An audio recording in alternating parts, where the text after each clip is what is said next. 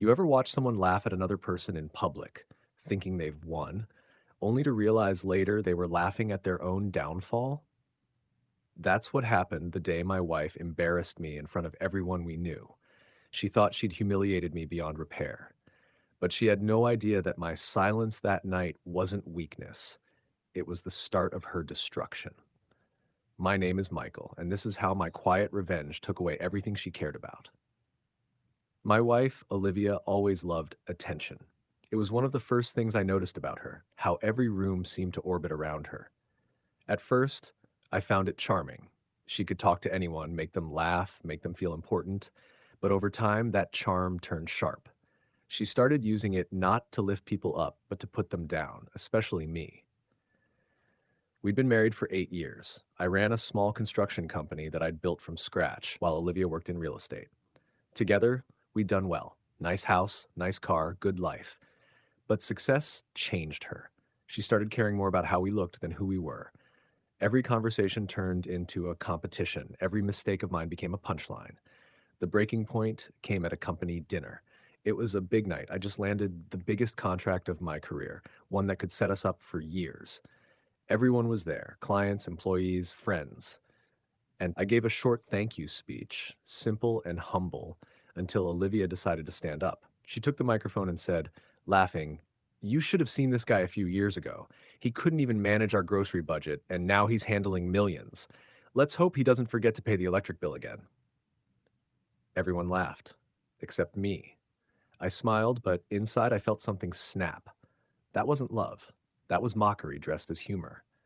I didn't confront her that night. I didn't yell or fight. I just sat there, nodding, and let her enjoy her moment. But deep down, I made a silent promise. I would never let her embarrass me again. The next day, I started my plan. First, I met with my lawyer and accountant.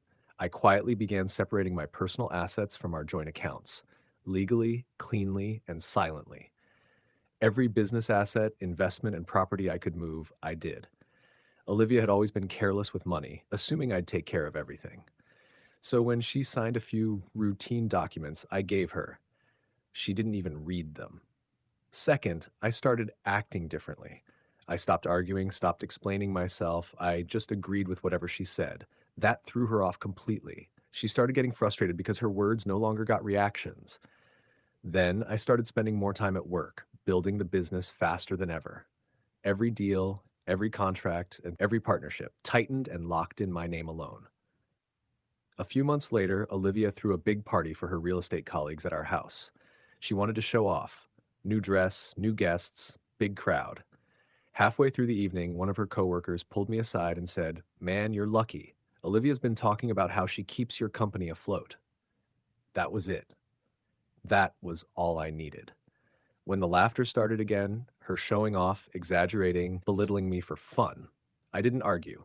I stood up, smiled politely, and said, "Since everyone's here, it's a good time for an announcement. Olivia and I will be separating." The room went dead silent. Olivia froze, her fake smile vanishing. "What are you talking about?"